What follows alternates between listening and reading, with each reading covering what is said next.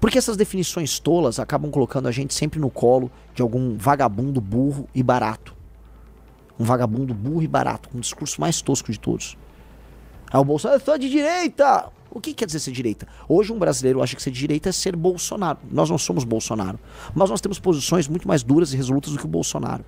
Para muita gente, no período de 2016 a 2020, ser de direita é ser contra a corrupção. Nós sempre fomos muito mais contra a corrupção do que o Bolsonaro. Por mais que ser de direita não signifique ser contra a corrupção e você tenha corruptos à esquerda e à direita, tá?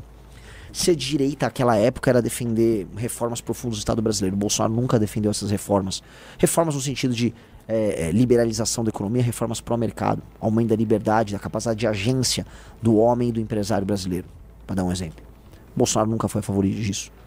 Acabar com privilégios. O Bolsonaro nunca foi a favor disso. E eu tô falando de uma agenda que era o que, como o brasileiro de direita se entendia naquele período, tá? Ah, certo conservadorismo. O Bolsonaro na terceira, quarta família dele, diferente, como sua família exótica, sua perspectiva de mundo exótico. É isso? Uma hora ele finge que é católico, outra hora finge que é evangélico, né? Ser de direita pro brasileiro se tornou ser Bolsonaro. E nós não somos Bolsonaro. Isso, o entendimento geral é que todo Bolsonaro é direita. Por mais que, do ponto de vista da precisão, nós sejamos um grupo que podemos ser classificados à direita, no entendimento geral, nós não precisamos ficar presos nisso. Nós vamos ter nossa própria doutrina. Nós vamos ter nosso próprio pensamento. Nós vamos ter nossas próprias ideias. E aí vocês chamem elas do que vocês quiserem. Tá? Nós somos o MBL, nós somos um partido missão e nós somos o grupo que vai mudar o Brasil. E esse é o nosso destino e cada vez mais eu tenho certeza disso. Quando eu vi o resultado ontem da pesquisa, eu me toquei. Somos nós. O futuro do Brasil somos nós. E as pessoas que acompanham a gente entenderam isso. Eu volto a colocar, não é sobre o Renan, não sobre eu. Eu sou muito menor do que os principais nomes nossos. Quando as pessoas entenderem que um dia vai ser a vez de Sandro Filho, um dia vai ser a vez de Matheus Batista, de tantos outros, e que os fundadores eles foram o alicerce disso tudo, a roda vai já ter girado. Mas um grupo de pessoas ter colocado meu nome ali e ter falado, não, eu vou votar nesse cara, isso denota uma fidelidade ao plano que poucos grupos têm. O Zema, governador de Minas, né, num dos cenários ele tá com 4, eu tô com 2. Meu Deus do céu, o Zema é governador de Minas Gerais. E ele passou os últimos anos da vida dele seguindo um manualzinho de como se comportar na direita brasileira. Bolsonaro espirrou, ele vai lá, pega um lenço. Bolsonaro falou, tô com fome, ele tira a comida da boca e dá pro Bolsonaro. Submisso como um cão. Zema é o exemplo do direitista brasileiro que entendeu a regra do jogo. E mesmo assim ganhou e foi reeleito em Minas. E tá tecnicamente empatado conosco, que nem candidatos somos. Isso é muito bizarro.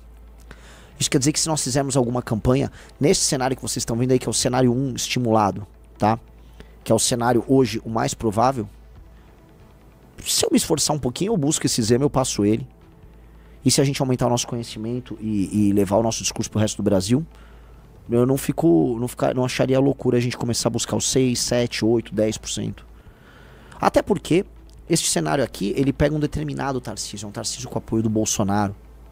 Diante de 2 outros nomes da direita, ali tem o Zema e ali tem eu. É muito estranho falar em primeira pessoa ali, né? Tem o Renan Santos da Missão, eu. Que são nomes, vamos colocar aqui, bem menos conhecidos. O Zema é bem conhecido, eu sou menos. Mas com potencial de crescer e roubar a eleitoral do Tarcísio. Eu volto a colocar, o Tarcísio não tem muita coisa pra mostrar aqui no estado de São Paulo. São Paulo nem de longe é um dos melhores estados em segurança. São Paulo nem de longe é um dos melhores estados em educação. Tarcísio só leva fama. Um dia pintaram ele, esse cara faz muitas obras.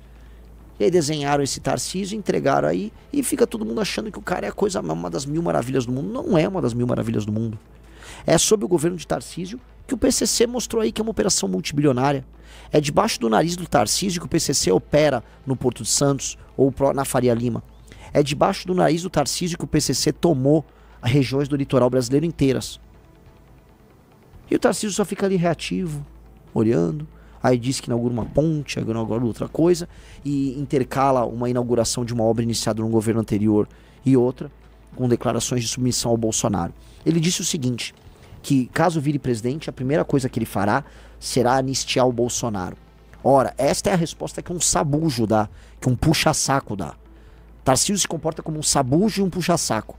Bolsonaro, vou correr para anistiá-lo. Não, Tarcísio tem pessoas muito mais importantes a serem anistiadas e libertadas. E eu não me refiro à turma do dia 8. Eu me refiro a moradores de favelas ao redor do Brasil. Estou me referindo aqui a mais de 20, provavelmente coisa de 25 milhões de brasileiros que vivem sob a égide do crime organizado. São esses que você tem que libertar. Mas você não vai libertar. Quem vai libertar, se eu for candidato, serei eu. No primeiro dia de mandato, eu sequer vou ficar lá recebendo a faixa, vou mandar o Carratu buscar a faixa do Lula. A gente vai buscar aquela faixa, vai mandar lavar. Lavar bem, vai tirar aquele cheiro horrível de cachaça. E nós vamos pegar um avião e encontrar o governador do Rio eleito pela missão, Bombeiro Rafa, com seu vice, Sargento Martins, o bruxo. Vamos encontrar as forças de segurança e vamos, conforme previamente combinado e construído a estratégia, nós vamos invadir e tomar a primeira das favelas e libertar as pessoas. E ali, na primeira operação, que vai acontecer no dia 1º de janeiro de 2027, o jogo vai começar. Nós vamos eliminar o crime organizado daquela favela, nós vamos instalar uma base policial, nós vamos abrir vias, vamos derrubar algumas vielas, vamos abrir as vias, vamos dar espaço para as pessoas morarem, vamos construir habitações para algumas pessoas que terão suas casas derrubadas, habitações temporárias até que o programa habitacional as aloque num prédio decente para que elas morem. Nós vamos começar imediatamente a construção de uma escola sob o controle da polícia para que aqueles jovens que costumam ser recrutados pelo crime organizado, que são a mão de obra barata do crime, tenham referência masculina, tenham esporte, tenham treinamento técnico para arrumar um emprego decente. E aquela escola é um recado para todo mundo. Começou um Brasil diferente. E é isso que nós precisamos fazer. Não é ir lá para Brasília, ficar andando com os dragões da independência, com o Rolls Royce que o Getúlio andou, nada disso.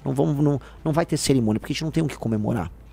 Então nós não vamos, num governo nosso, gastar nosso tempo anistiando o Bolsonaro. Se o Bolsonaro for preso, veja só, ele calvou essa treta para ele. Não é problema nosso. Até porque o Bolsonaro, se dependesse dele, me prenderia. Então eu não teria, vamos dizer, grandes pruridos para ficar gastando tempo e capital político soltando esse cara. Muito pelo contrário, tá? Nossa conversa com o Xandão seria outra.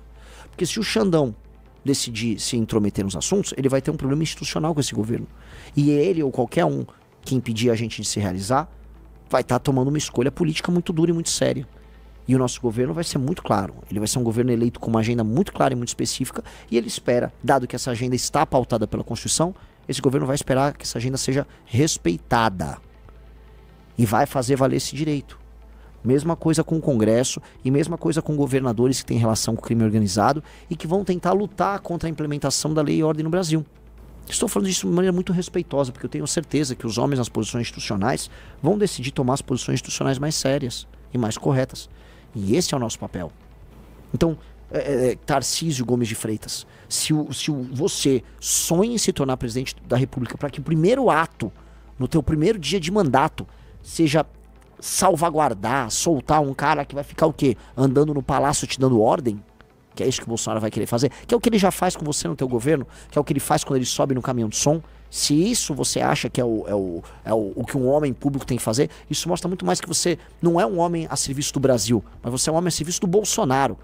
Como você já foi um homem a serviço da Dilma, um homem a serviço do Moreira Franco, um homem a serviço do Temer e um homem a serviço do Bolsonaro. E agora, inclusive, um homem a serviço do Ciro Nogueira e do Kassab. Definitivamente você não está a serviço dos 25 milhões de brasileiros que vivem sob a égide do crime organizado. É ou não é? E nós vamos recrutar os homens de bem de todo o Brasil para participar do governo. Todo mundo será. E não importa, inclusive, visão de mundo. Se eventualmente tiver um nacionalista mais à esquerda que fale, Renan, quero participar do projeto de aumento de complexidade industrial do Brasil, seja bem-vindo. Entenda que nós temos nossos princípios, nossa perspectiva, e se você respeitar isso e tiver boas ideias a agregar, você será muito bem-vindo. Tenho certeza que nacionalistas à direita e à esquerda, por mais que tenhamos discordâncias aqui e ali, e entender o que foi o nosso projeto que ganhou, eles serão muito bem-vindos para somar na construção desse Brasil sério. Eu tenho certeza que homens... já citaram outro dia o Rubão, já citaram o Ciro... meu Deus do céu, Ciro, que é o... Até o Ciro Gomes tem algumas coisas que são legais. Ele é um cara que tem um espírito público. É o Aldo Rebelo. Tenho certeza que se a gente convocasse eles a participar desse enfrentamento ao crime organizado, eles aceitariam. Você tem alguma dúvida disso, Riso? E entendendo essas premissas. A premissa de um governo da missão é uma premissa de um Brasil novo, de um Brasil muito diferente. E é uma ruptura com os consensos das gerações anteriores, sim. Nós não temos compromisso com as guerras da geração que vivia, ai, eu estou do lado do MR8 e dos comunistas, ou não, eu estou do lado da Arena e estou do lado dos militares. Nós não temos nada a ver com isso. Nós ficamos com a conta para pagar dos militares e nós ficamos com a conta para pagar dos comunistas. Todos eles nos deram uma conta para pagar e um país todo fudido. Eles deram isso pra gente, tá? Nós não temos direito a nada, não sobrou nada pro brasileiro. A nossa geração sobrou uma conta, um boleto para pagar. E eu sei que fazer piada de boleto é piada de millennial, né? Mas eu sou um millennial, então sobrou um boleto pra pagar. Sobrou uma pemba aí pra gente. E cabe a gente falar, se a conta é minha, quem paga a banda escolhe a música.